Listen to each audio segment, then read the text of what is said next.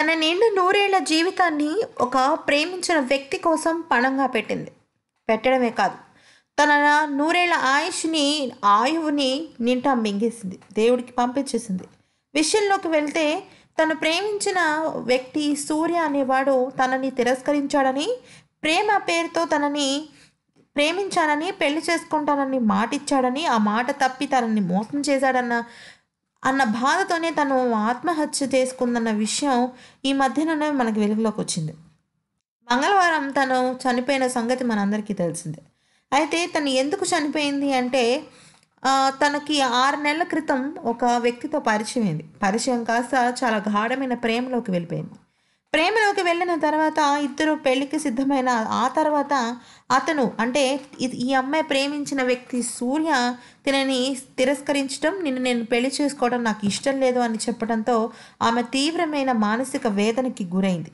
ఆ వేదన ఎంతవరకు వెళ్ళిపోయింది అంటే, కనీసం తను చేస్తున్న ఉద్యోగం, తను చేపట్టిన పనులు కూడా చేసుకోలేనంత దీనస్థితికి వెళ్ళిపోయింది. ఇక చివరాఖరికి తను చేస్తున్న సీరియల్స్కి కూడా చెక్ పెట్టిందని అంతర్జాల సమాచారం. ఇక విషయంలోకి వెళ్తే, తనకు ఒక బ్యూటీ పార్లర్ ఉందని, ఆ బ్యూటీ పార్లర్ని కూడా సరిగ్గా చూసుకోవట్లేదన్న విషయం కూడా తెలిసింది. మంగళవారం ఎవరు లేని సమయంలో తను ఈ పని చేసుకున్నట్టు తెలిసింది. నిజానికి తను తన తల్లితోనూ తన తమ్ముడితోనూ కలిసి పంచగుట్టలోని శ్రీ సాయి అపార్ట్మెంట్స్లో నివాసం ఉంటుంది. అయితే తన తల్లి అలాగే తన తమ్ముడు బయటకు వెళ్ళడంతో తిను ఈ ఘటన చేసేసింది.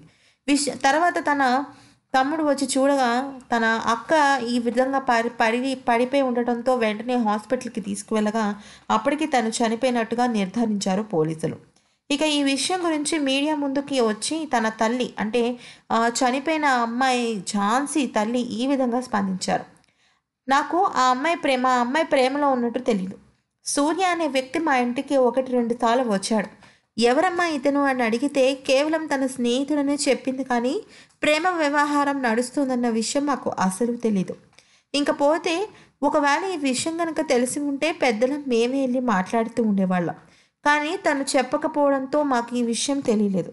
అయితే వాళ్ళ విషయం గురించి తెలియనప్పుడు వాళ్ళ ప్రేమ విఫలమైందన్న సంగతి ఇంకేం తెలుస్తుంది అని చెప్పింది. మరొక ట్విస్ట్ ఏంటంటే, దీనిలో ఒక పక్కన వాళ్ళ అమ్మగారు నాకు సూర్య అనే అబ్బాయి ఎవరో తెలీదు, మా అమ్మాయికి ఆ అబ్బాయితో ప్రేమ ఉందని కూడా తెలీదు అని చెప్తుంటే, మరో పక్క నుంచి తన తండ్రి అంటే ఈ ఝాన్సీ తండ్రి అనే వ్యక్తి అతను మా చుట్టాల అబ్బాయి అని చెప్తూ ఉండటం ఇప్పుడు అంతర్జాలంలో వైరల్గా మారింది. మరి దీని వెనకాల నిజాలు ఏంటో అనేది ఇంకా పోలీస్ విచారణలో బయటపడాల్సి ఉందని తెలుస్తోంది. మరి ఇలాంటి ఎన్నో తాజా విశేషాల కోసం, లేటెస్ట్ ఇన్ఫర్మేషన్ కోసం మా ఛానల్ని లైక్ చేయండి, షేర్ చేయండి, సబ్స్క్రైబ్ చేయడం మాత్రం మర్చిపోకండి.